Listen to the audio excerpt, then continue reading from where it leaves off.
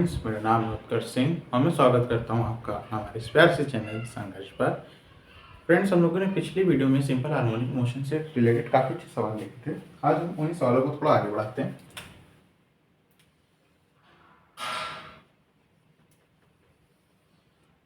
ठीक है, तैयार? चलिए, तो पहला सवाल आपके लिए ये है,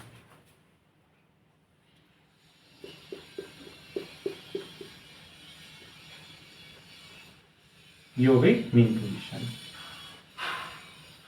यहां से अल्फा डिस्प्लेसमेंट पे एक पार्टिकल है जिसकी वेलोसिटी v1 है।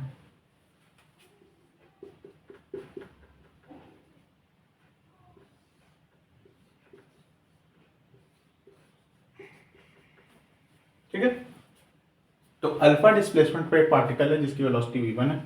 बीटा, थोड़ा सा जो बीटा डिस्प्लेस किया एंगल, वहां पे पार्टिकल है वेलोसिटी v2 है। आपको इन दोनों के बीच फेज डिफरेंस बताना है। ट्राई करिए, काफी बेहतरीन सवाल।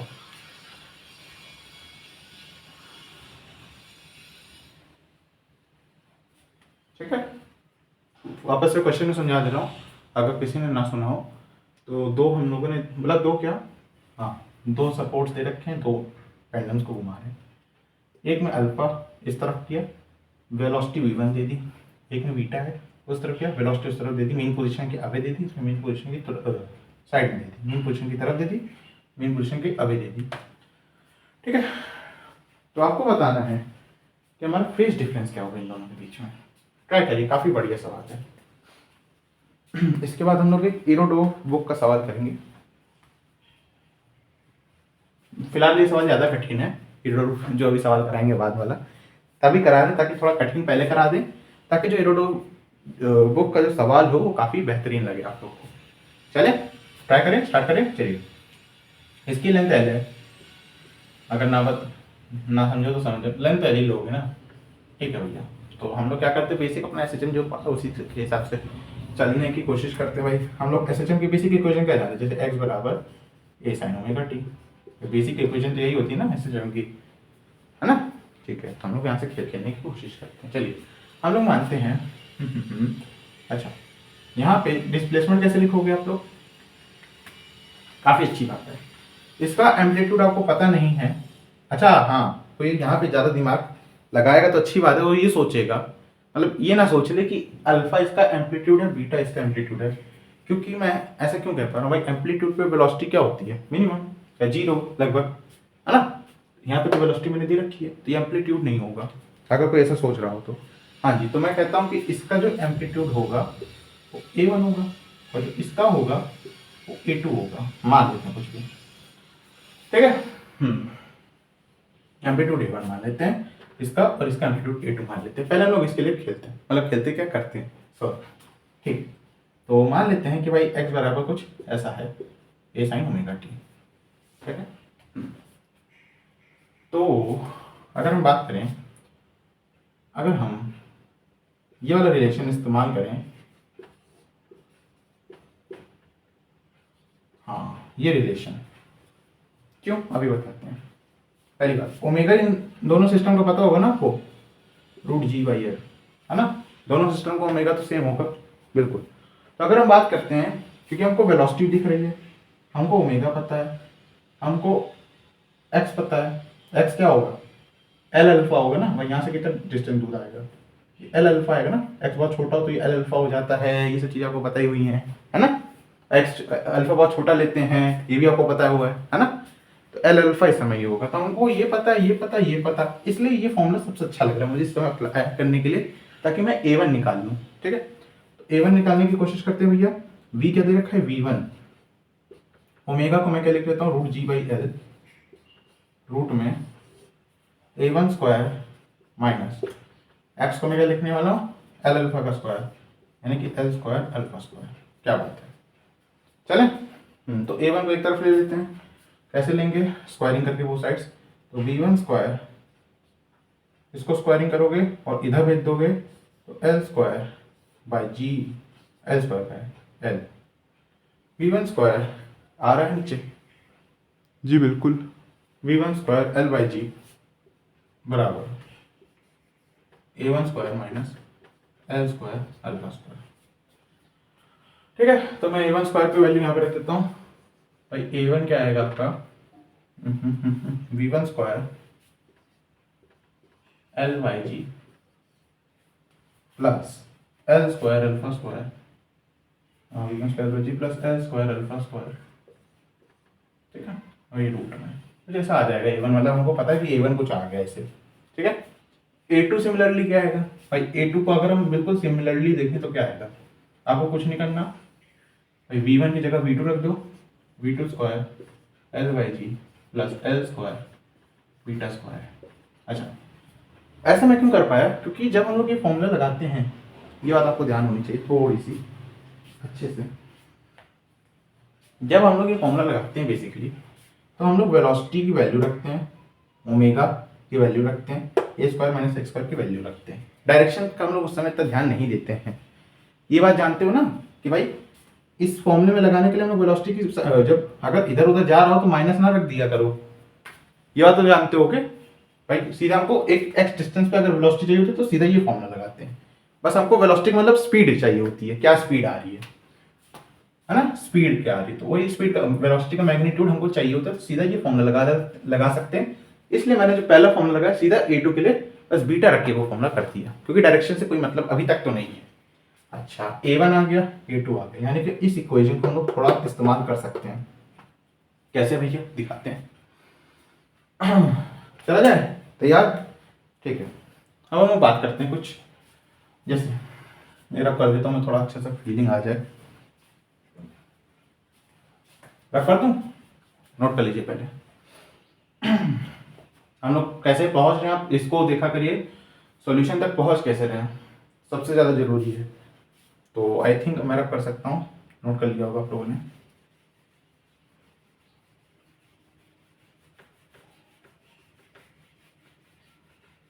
हमको बताना क्या है, हमको कोई फेज डिफरेंस बताना है बस। ठीक है, बता देते हैं, क्या दिक्कत है।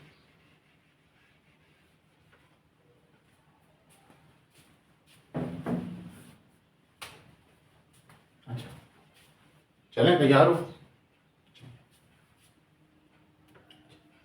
मैं यहाँ पे क्या करता हूँ, x की जगह में एल अल्फा रख देता हूँ, a1 रख देता हूँ।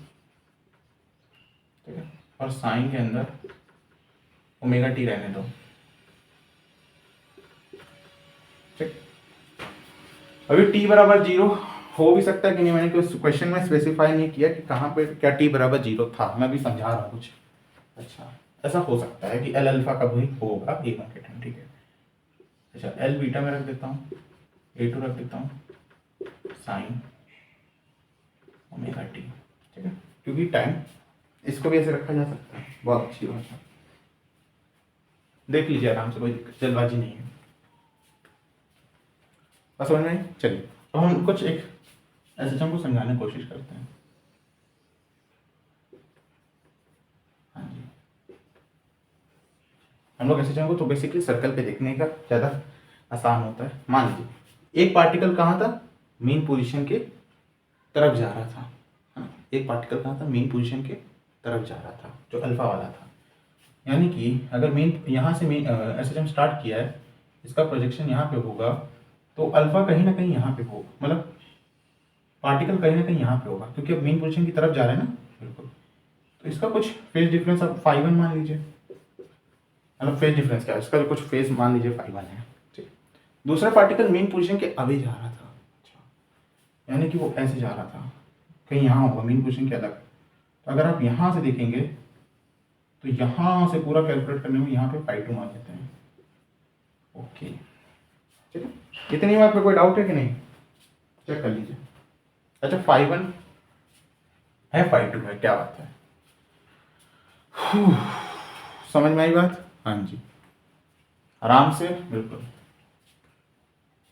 अब ध्यान सुनिए, φ1 को मैं क्या लिख सकता हूँ, तो ये कितना होगा, पाई माइनस, अच्छा, यहाँ पे आपका क्या आ रहा है भाई, ये आ रहा है, नोट कर लीजिए आप। डायग्राम में दिखा देते हैं आपको।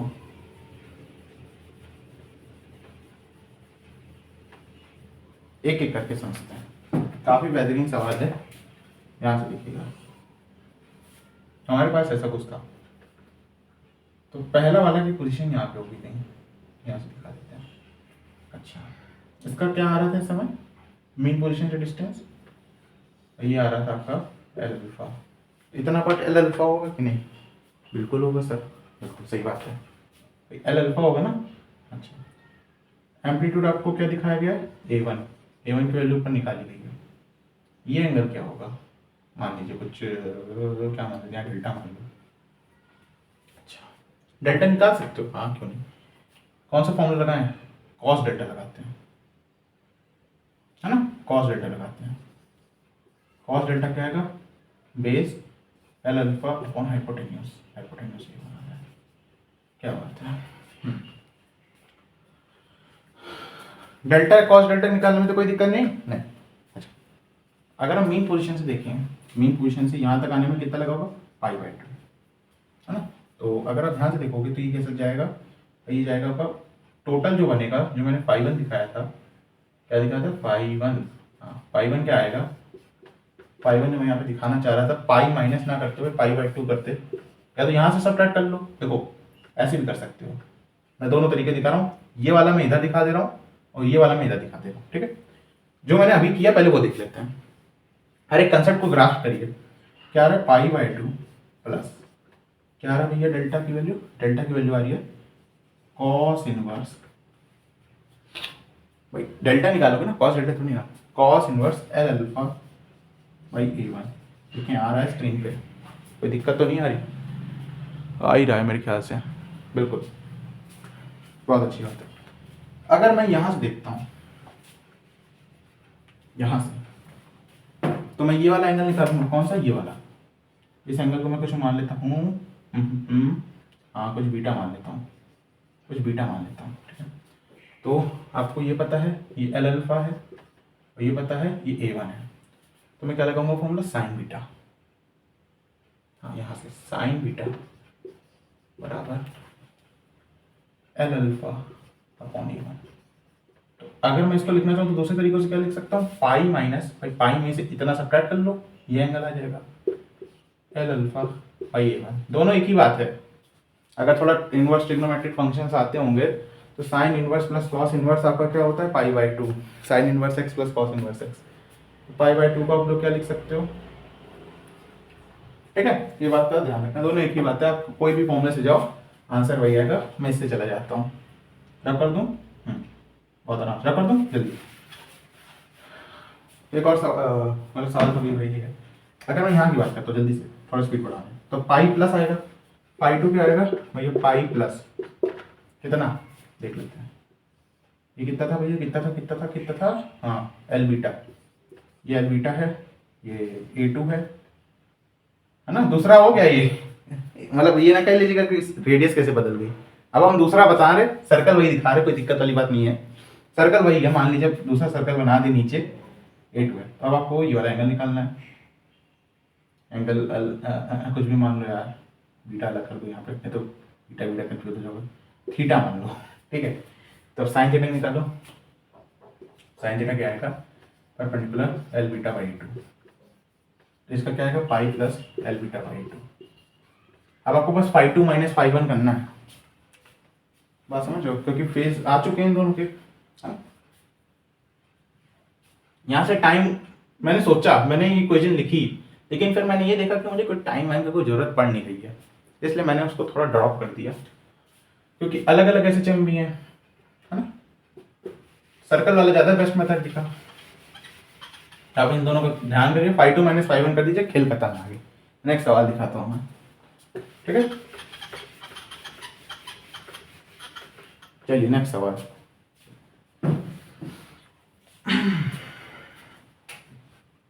नेक्स्ट सवाल इरोडोव जी का है, वो इतना बेसिक सा है, मतलब इतना कठिन नहीं है, क्योंकि ये वाला ज़्यादा देखिए 10-12 मिनट ले लिया, बीटा है, समझाने में टाइम लगे, नहीं तो था 3 मिनट का बीटा, और यहाँ पे मैंने एक रख दिया है, कुछ ऐसे रखा था दीवार, ये एंगल अल्फा है, जहाँ पे दे रखा है बीटा ग्रेटर देन अल्फा है, आपको ये जो SHM करेगा उसका टाइम पीरियड बताना है, ट्राई करिए। चले चलिए, तो यार देखो सीधी सी बात है, बीटा है बड़ा, तो अगर हम ये दीवार ना रखते तो हम सीधी सी बात यहाँ पे दिखा रहे हैं, ये दीवार ना रखते ये बीटा से डिस्प्लेस करते, टाइम क्या आ जाता है 2π√L/g। बहुत अच्छी बात है, ये तो निकालना सिखाया हुआ है, ठीक है। तो लेकिन ऐसा है नहीं, क्योंकि दीवार रख दी है। और थोड़ा फील करिएगा इस बात को, फील होना चाहिए, फील ये होना चाहिए कि सीधी सी बात है, अगर आप दीवार रख दी हो तो अगर इसको जाना होता, जितना इधर गया उतना उधर जाता, यानी कि ये बीटा यहाँ, मतलब यहाँ पे कोई थीटा होता, यहाँ पे अल्फा प्लस थीटा में बीटा लिख सकता था, जाता यहाँ तक, है ना, यहाँ तक जाता ना, अगर दीवार ना होती तो, क्योंकि दीवार थी तो सिर्फ यहाँ से टकरा के वापस चला गया। ये बात समझ में आ रही, फील आ रही थोड़ा? अच्छा, मतलब कुछ कम टाइम लगा भाई, ज़्यादा टाइम क्यों लगा, कम टाइम क्यों लगा, क्योंकि यहाँ तक गया ही नहीं, वो डिस्टेंस ट्रेवल हुआ ही नहीं। अगर दीवार आप यहाँ रख दो, सोचो बीच में रख दो बिल्कुल, तो टाइम पीरियड आधा हो जाएगा, क्योंकि जितना उधर गया, इलास्टिक है कोलिजन, एनर्जी कहीं लॉस नहीं हो रही है। अगर आप बीच में रख दो, मान लो यहाँ दीवार रख दो, तो भाई उधर जाएगा, असली SHM का तो आधा हो गया ना। अभी हमने कुछ एंगल अल्फा पे रखा है, हमें बताना है कि भैया हमारा टाइम पीरियड क्या हो गया, बिल्कुल अभी डिट्टो वाला ही है। अच्छा, इतने में तो टाइम पीरियड बदला नहीं, तो आधा ही रहेगा। आधा क्यों? जितना यहाँ से जाने में उतना यहाँ से आने में, तो t/2 की वैल्यू क्या होगी, π√L/g। इसमें तो कोई डाउट नहीं ना भाई, ये तो अपने वैसे ही हो रहा है जैसे नॉर्मल होता था। दिक्कत इस साइड आई है, चलिए देखते हैं क्या आई है दिक्कत। लेंथ L है हर जगह। चलिए, तो हम लोग बात करते हैं, अगर हम ये पता लगा ले कि यहाँ से यहाँ आने में कितना टाइम लगे, तो हम लोग काम कर सकते हैं, देख लेते हैं यार। x बराबर a sin ओमेगा t होता है, मैं फिर से कह रहा हूँ, बेसिक इक्वेशन ऑफ SHM है, बीटा का ही निकलना है, a sin ओमेगा t है ना। x कितना आ रहा है अब की बार आपका अल्फा, a क्या आ रहा है, ये आपका L बीटा आ रहा है। अब की बार L बीटा क्यों होगा एम्पलीट्यूड, क्योंकि मैंने यहाँ से छोड़ा, यहाँ पे वेलोसिटी जीरो है, ठीक है, एक्सट्रीम पोजीशन पे वेलोसिटी जीरो होती है ज़्यादातर। चलिए, इसको मैं कहने वाला हूँ साइन ओमेगा टी, यहाँ से मैं टी निकाल लूंगा, है ना, और टी निकल आएगा कैसे हम बताते हैं। एल से कटेगा alpha by beta sine inverse 1/ओमेगा बराबर टी। तो इतना टाइम लगा यहाँ से यहाँ आने में। अच्छा, तो फिर यहाँ से यहाँ जाने में कितना टाइम लगेगा, उतना, तो टोटल टाइम इसको 2 से मल्टीप्लाई कर दो, तो SHM का टाइम पीरियड क्या हो गया, यहाँ दिखा देते हैं, π√L/g, ओमेगा की वैल्यू √g/L रख दीजिएगा, 2√L/g sine inverse alpha by beta. ये आंसर आ रहा है। देखिए वाला सवाल कितना बेसिक सा था, ये रोडो बुक का था, और जो पहला सवाल कराया था वो कितना, थोड़ा सा समझाने में टाइम लग गया, तभी ये सवाल इतना आसानी से हो पा रहा है, क्योंकि उसमें हम लोगों ने ज़्यादा टाइम लगा दिया। अच्छा, किसी के मन में ऐसा डाउट आ जाए फिलहाल के लिए, मैं सोच नहीं रहा, ऐसा डाउट आ सकता है, आ जाए फिलहाल के लिए, कि भैया आपने यहाँ पे ये भी तो SHM की इक्वेशन होती है ना, तो ये कहीं नहीं रखी। जैसे पहली बात मैं बता चुका हूँ, अगर किसी के मन में डाउट आया तो पहले मैं ही बता देता हूँ, तो पूछूं कैसे किसके मन में है, ठीक है। Basically sine omega T cos omega T आपका ये दिखाता है, ध्यान से सुनिएगा, बहुत बेसिक सी चीज़ बता रहा हूँ। अगर किसी के मन में डाउट आए तो बहुत अच्छा डाउट आया, दिखाऊँ कैसे। मैंने यहाँ पे ए साइन ओमेगा टी क्यों रखा, ए कॉस ओमेगा टी भी तो SHM की इक्वेशन होती है। मैंने जब मैं सवाल बता रहा था तो मैंने क्या बोला, ध्यान से सुन, अगर किसी ने लेक्चर ध्यान से देखा, मैं ये जानना चाह रहा था कि यहाँ से यहाँ तक आने में कितना टाइम लगा, है ना, यहाँ से यहाँ तक आने में। दिमाग लगाइए, अगर मैं x बराबर ए कॉस ओमेगा टी रख दूँ तो मुझे कौन सा टाइम मिलेगा, सोच पाए, पता है, यहाँ से यहाँ तक आने का। ये फील आई बात की भाई, किसी के मन में डाउट है तो काफ़ी अच्छा आया है, ये गलती ना कर दीजिएगा। मैंने ये चीज़ किस पे डिपेंड करी कि मैं टाइम कहाँ से कहाँ तक निकालना चाह रहा हूँ, यहाँ से यहाँ तक आने का तो टाइम आया। अगर मैं यहाँ से यहाँ तक आऊँ क्या आएगा, उसकी इक्वेशन की वजह से, तो जो टाइम मुझे मिलेगा ना, मैं उसके आधे टाइम से सब्ट्रैक्ट कर दूंगा, है ना, क्योंकि भाई इतना टाइम जा रहा है। बात समझ में, फील आई सवाल की, यही सवाल की फील थी। पिछले सवाल से हमने क्या सीखा, पिछले सवाल से हमने ये सीखा कि कभी भी एसएचएम में अगर हम लोग कहीं भी अटक रहे हो तो एक सर्कल बना लीजिए। सर्कल सारा खेल खेल सकता है बाद में। जैसे सर्कल में एक सवाल और था जिसको मैं कल डिस्कस कर लूँगा, ठीक है। सर्कल कुछ भी कर देते, जैसे यार आपको कुछ भी फेज एंगल पूछा हो तो यहाँ से यहाँ तक है, यहाँ तक है, यहाँ तक है, तो आपको एक कल सवाल दूंगा बढ़िया सा, इसी में ट्राई करते रहिएगा, क्वेश्चंस प्रैक्टिस करते रहिएगा इसमें। जैसे ये फील मैंने दिलाई कि अगर किसी को में ये डाउट है तो काफ़ी अच्छा है, जिसको मैंने बता भी दिया कि ये टाइम आपको यहाँ से यहाँ तक दिखता, हमको यहाँ से यहाँ तक निकाल, अब यहाँ से यहाँ तक भी निकालनी कोई दिक्कत नहीं है। हाँ, फिर आधे में से इतने टाइम को हटा दीजिए, बात समझ में आई? ठीक है, तो आप खेलते रहिए, हंसते रहिए, पढ़ते रहिए। Thank you.